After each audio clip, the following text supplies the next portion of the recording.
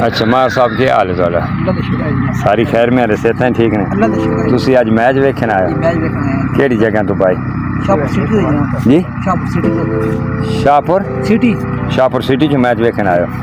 पहले तो माजरत भाईजान के मैं तो मैसेंजर से रिप्लाई नहीं कर सकिया क्योंकि सिर्फ मसरूफियात से मैच से तो वाकई कि वेखें, लेकिन मोड़ तुम पता है हूँ जिवें मैच है तो अगे पिछे तो तुसी अज खास कर किस बंदे की गेम वेखन आए हो? खास कर बाबा जी पीर जौन शाह साहब दी। तुसी मुलाजिम हो किदां?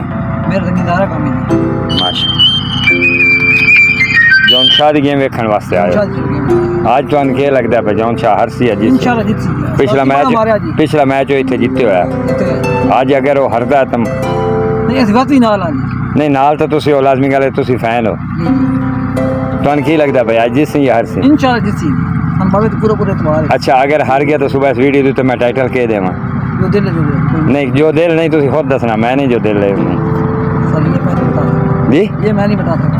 नहीं भाई बताना तो आप है ना, ठीक है। महबूब आशिक जो दीवाने होंगे महबूब होते महबूब का सारा कोई बर्दाश्त करें जितने न करें होवे निज़ाम से समोवे लेकिन फिर भी इतना कोई तो तुसी दस छोड़ो पे चलो तुसी उत्ते ए लक्ष्य है पे मियाँ फलाना बंदा आया तो तुसी हरो तो संदूक लगा या कोई इस तरह की मैं उन्हें तो नहीं। चलो कोई पैगाम जौन शाह ने देना तो दे छोड़ो। बहुत अच्छा आदमी है। ठीक है सर मेरे ही पैगाम है जेडे सपोर्टर ने उन्हें खास कर उन्हें खास कर रखा करिए। ठीक है बाकी हर सपोर्टर अमीर भी नहीं होता जी, कोई शक नहीं, कुछ गरीब भी होने जी, कोई शक नहीं।